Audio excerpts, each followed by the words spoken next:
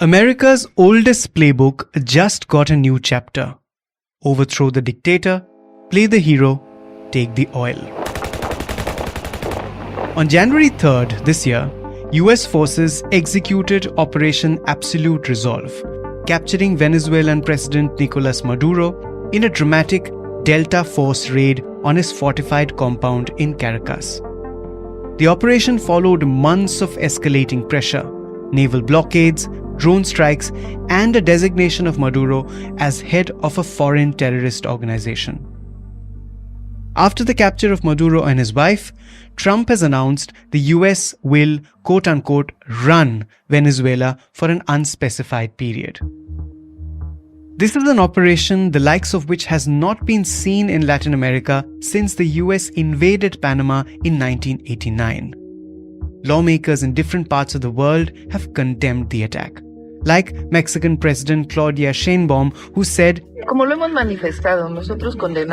"We condemn any intervention and we are guided by what the Constitution establishes. It goes beyond President Maduro and has to do with international policy, international law, international legal order." And the Cuban President Miguel Diaz-Canel saying that Cuba condemns and denounces these actions as state terrorism. Meanwhile, a large chunk of Venezuelans have come out into the streets and on social media to rejoice the end of what they call Maduro's dictatorship. Like Danny Pripe, an artist of Venezuelan descent. We have survived a 25-year dictatorship that was horrendous. It violated every human right on the book.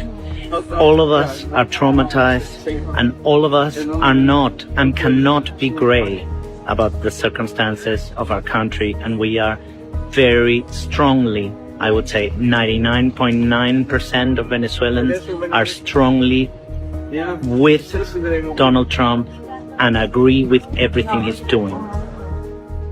If you think of it, it really harks back to 2003, when people poured onto the streets of Iraq to celebrate the death of Saddam Hussein.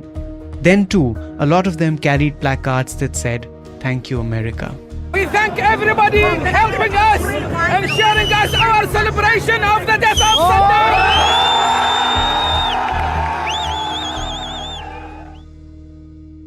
But why Venezuela? Like I said, same playbook, new chapter. The answer lies beneath the surface. Over 300 billion barrels of oil reserves, the world's largest, even surpassing Saudi Arabia. And yet, today, Venezuela produces less than 1 million barrels daily, crippled by decades of mismanagement, corruption, and US sanctions. That is probably set to change. So today, we explore the critical questions. How will global oil markets respond? Can China's energy trade with Venezuela survive this shift, and will India be a beneficiary? Will companies like Reliance and ONGC benefit or lose out? And most importantly, American control has never been a good thing for oil-rich companies. Will it be any different this time? Listen on. It's Tuesday, the 6th of January. I'm Anirban Chaudhary. This is the Morning Brief.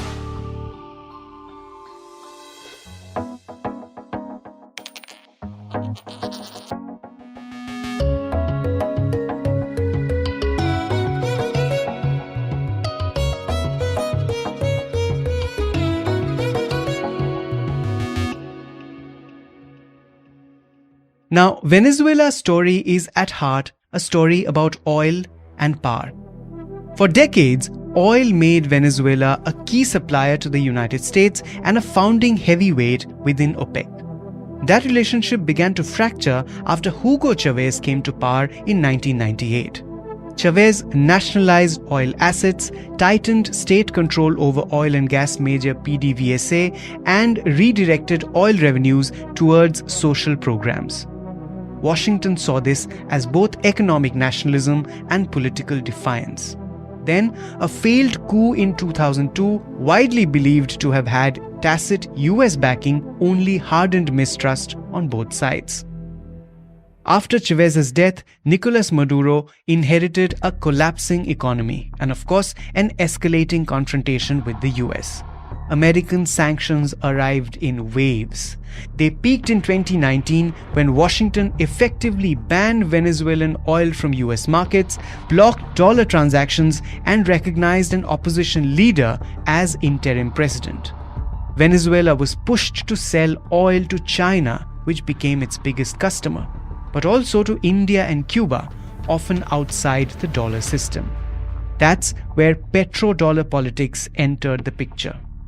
Caracas openly challenged dollar dominance, experimenting with yuan payments, oil for loan deals with China, even a state-backed cryptocurrency. For Washington, it was about defending financial and energy dominance. Chevron became the exception. The US granted the oil major limited licenses to operate joint ventures in Venezuela, allowing it to produce and export crude to US refineries. But revenues were tightly controlled, used to service debt and maintain operations, not to fund the Maduro government. Chevron effectively became Washington's pressure valve, keeping Venezuelan oil flowing without legitimizing the regime. Cut to the middle of 2025 August. And in August, when a $50 million bounty was put on Maduro's head for allegedly leading a narco-terrorist cartel, and then intensified over the following weeks and months with a major military build-up in the Caribbean Sea, series of deadly strikes on alleged narco boats in that region, and increasingly tough rhetoric from Washington. What's happening in Venezuela is a disgrace. And also from Caracas. No es una tensión, es una agresión en toda la línea. That was Maduro saying, "This is not tension, this is outright aggression." And turns out, he was right. Oil, dollar financing, US financial dominance. Several times this century, attempts have been made to break this power loop. The consequences have been dire. In 2000, Saddam Hussein switched Iraq's UN oil for food sales from dollars to euros. 3 years later, a US invasion and then a regime change. In 2008, Iran launched an oil bourse trading in euros and later yuan. Result: US sanctions, banking isolation, export constraints. In 2009, Libya, Muammar Gaddafi proposed a gold-backed dinar for African oil trade. 2 years later, he was overthrown and killed. Now all these events underscores a blunt reality. When oil, currency, power and geopolitics collide, all rules collapse, and it takes weeks to explode into kinetic warfare. Joining me to untangle these complex energy and geopolitical implications is Sanjeev Chaudhary, ET's oil markets expert. Hi Sanjeev, very warm welcome to the Morning Brief. Hi, thank you for having me. Sanjeev, so how do you see, first of all, global oil markets getting impacted by the events in Venezuela? And more importantly, will it influence crude prices? So right now, this morning, we looked at this crude benchmark, Brent, and it has barely moved. It's around $60 a barrel, and it's been in this range, $60 to $65 a barrel for the past many months. So I think a larger global context of oversupply has been weighing on this prices. And therefore, Venezuelan thing hasn't probably had an impact, at least not today. Largely, the analysis is that Venezuela is not going to weigh heavily on oil prices right now. But beyond this oil price, let me set this context. First of all, why we are discussing Venezuela is because it has a very important place in the global oil market, primarily because of its reserves. It has the largest reserves in the world, about 3 billion barrels. And compare it with Saudi Arabia, which is the linchpin of OPEC, which has about 267, much lower than Venezuela. But you know what? How much Saudi produces? It produces 10 million barrels a day. And how much Venezuela produces? It produces less than 1 million barrels a day. And this has happened systematically because of their own local policies, because of US sanctions, because of hollowing out of their own institutions, corruption, and driving away of these major oil majors, which took away with themselves capital, technology, and operational discipline. So this is where Venezuela is now. And now that we have US taking away their president, And we, of course, don't have much clarity on how US will govern Venezuela, but we will need more clarity on it, how it happens. And that is when we will be in a better shape to talk about how Venezuela, as well as the oil market, will get impacted. Okay, Sanjeev, so let's come to this region now. China has been the largest customer of Venezuelan oil for some time now. How will this trade get affected? So it produces at, as I told you, less than 1 million barrels a day, it's 0.86. And most of it, 3/4 of it, goes to China. And about 20% of it goes to US. And the rest of it gets split into various other markets. Those are small quantities. Now, to understand why it goes, so much of volume, why it goes to China, the answer lies in US sanctions. I mean, US has sanctioned Venezuela for nearly a decade, but in between it keeps opening up, keeps giving relaxations. But in the past 2-3 years, it's been pretty tight. China is a major power, especially its teapot refiners. What are teapot refiners? They're small independent refiners in China. They don't have exposure to US market, so they don't really care about US sanctions. So they go and buy sanctioned oil from wherever it is possible.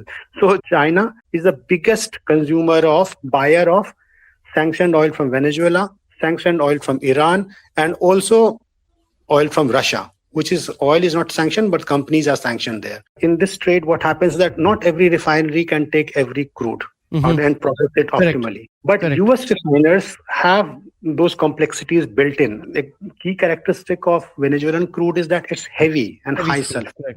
Heavy crude. So, I mean, in crude parlance, you have sweet and sour and heavy and light.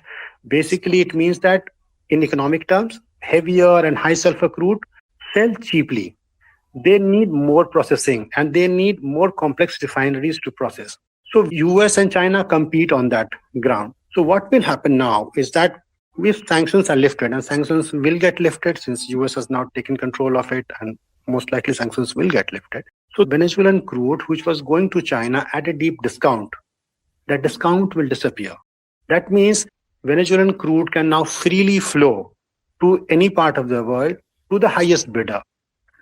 US will be in a great advantageous situation because it is very close to Venezuela. So the freight is also low. So US can benefit from that. Other buyers can also benefit, like say our own Reliance and all. So that is the trade part. So tell me how India can also benefit from the freed up oil post sanctions. I mean, India used to import a lot of oil from Venezuela and now obviously it doesn't. But can it again trade in oil with the country in, say, 1 or 2 years? And if that happens, which company benefits the most? So see, now how things kind of sort out in Venezuela, because we still have very sketchy details of how US is going to run Venezuela. You have an interim president there. So the political stability and all these things are important. But we can still assume that since Maduro is out of the picture, so maybe US lifts sanction and crude starts flowing freely from there. And then they also start attracting right prices. Reliance has always been very interested because it has that kind of complex refinery. It's a very high complexity refinery. It can take that kind of crude and process it and make good margin. Nayara is another refinery, which is partly owned by Russian company, Rosneft. And in the past, they were a heavy customer. Reliance was a heavy customer of Venezuelan crude. And it is very likely that once these restrictions go away, Reliance will very likely go back to it. Reliance, whenever there has been a window of opportunity, like say US has eased curves on sanctions for some time and given some kind of waiver, Reliance has just gone back to Venezuela and got those crude. And one thing is that these are not long-term contracts. There are in two ways broadly crude are sold in this market. One is spot and one is long-term means annual contracts mostly. So basically these are all spot contracts, Venezuelan crude. So then they come, as and when there is opportunity, they'll go and buy it. So that is how I see Indian refiners looking at it. But I think we still need some time and some more clarity for us to be able to predict how fast Reliance can ramp up its purchase of Venezuela. Got it. Let's talk upstream. Now, ONGC Videsh has stakes in some projects in Venezuela. What is the status of those projects now? Are they dormant? And is there a chance that they may be revived, if I can use that word, in the next few months or a year? So ONGC has been there for a long time. ONGC has a stake in two fields, but the majority stake is held in both fields by their state operator, PDVSA, Venezuelan State Oil Company, the company which controls all oil resources in the country. So one is called San Cristobal and another is, I think, called Carabobo. So these are the two fields. So they used to collectively produce about 40,000 barrels per day. And a year back, I had checked, they had the production had fallen to around 10,000 barrels per day, and some executives tell me the production is further down to about 6,000 barrels per day. The primary reason for this is that no investment is happening in these fields, primarily because of sanctions.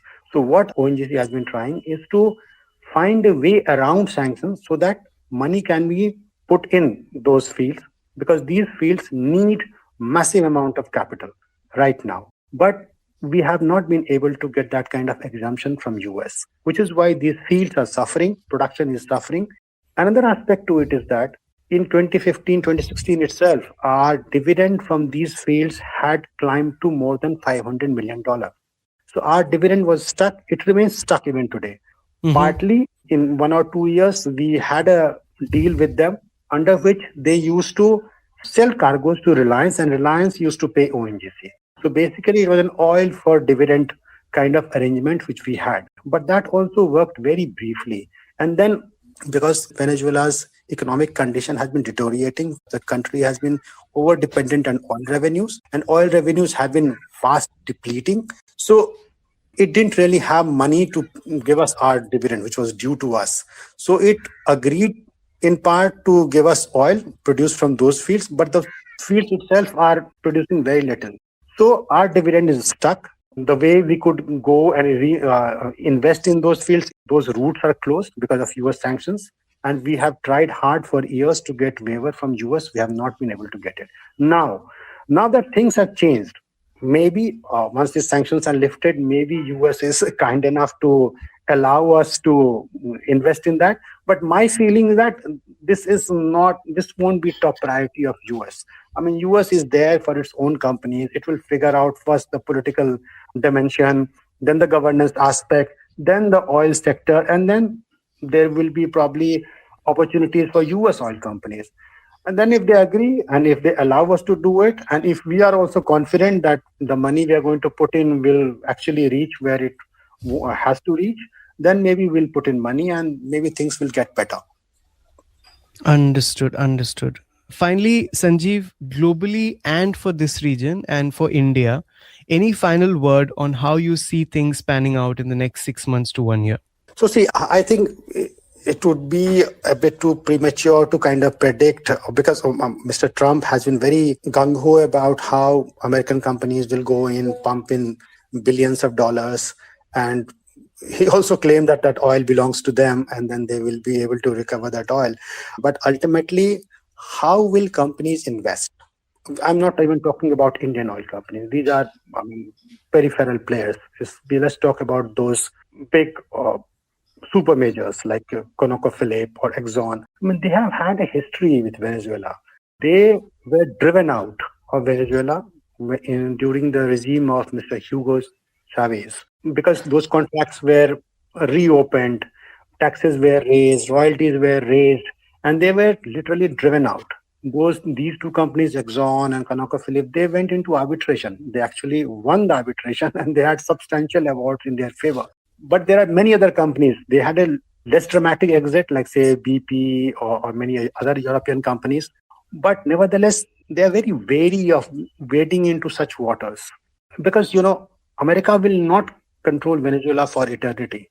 And these oil businesses are very long cycle businesses, long gestation projects. So even if they were to decide today, then also the actual investment will take another 3, 4, 5 years. And production will start only after, say, 5, 6 years, which is when the returns will start coming in, right? So if you spend $5 billion or $10 billion today, so those returns will have to be recovered over a period of time. So one has to be very sure of the climate, the business climate of a country. And Mr. Trump is very encouraging and might really be pushing these oil companies into going and investing there. But these companies are private companies. These are not state-owned companies. They are answerable to shareholders. So they will not do something where their capital is at too much risk. Even in the upstream part, there could be some low-hanging fruits. So because this is in a very bad shape, Venezuelan oil sector. So there could be fields which are very badly managed. Probably they need a compressor somewhere. They need some other equipment somewhere that American companies will be able to provide, and those fields might start operating or might start operating more optimally. So overall, incrementally, production might rise. But those production rises will not be so much so as to influence global oil prices. One aspect is the oil trade aspect. How tightly America controls that trade? Because if America controls the country, it will control PDVSA, which controls this oil trade and all. And how it will direct the flows of oil. Will most oil go to US now instead of coming to China or possibly to India? That nobody knows. Again, depends on the kind of view Mr. Trump takes and how hard that view is. And last and most important aspect is how quickly he is able to bring in that political stability in that country. Because without political stability or without legitimacy of the leadership, no contracts are worth signing. If you have a president who is coerced by a US president to sign a contract, that contract will not be honored 2 years on. So let's see how it goes. Maybe in the weeks or the months ahead, we will have more clarity on how Trump wants to run Venezuela or how American companies want to invest there. Then probably we'll be able to say something more concrete on this. Sanjeev, thank you so much for joining. Thank you so much. Thanks. So, Venezuela's oil future hinges not on reserves but on stability, investment confidence, and Trump's politics. The next 6 months will tell us whether this becomes an energy bonanza or another geopolitical quagmire. That's it for today. This episode was produced by me, sound design by Indranil Bhattacharjee. A new episode of The Morning Brief drops every Tuesday, Thursday and Friday, wherever you get your podcasts. On Wednesdays, we have our tech show, ET in the Valley. And on Mondays, we have Corner Office Conversation, where we talk to the most interesting business and thought leaders from India and the world. Keep listening. All external clips used in this episode belong to their respective owners. Credits are mentioned in the description.